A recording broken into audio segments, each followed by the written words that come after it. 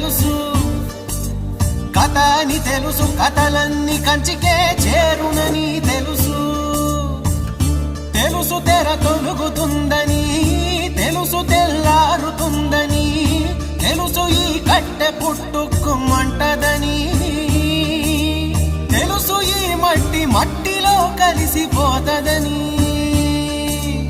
ఇన్ని తెలిసి ఇరకాటంలో పడిపోతావు ఎందుకని? మాయ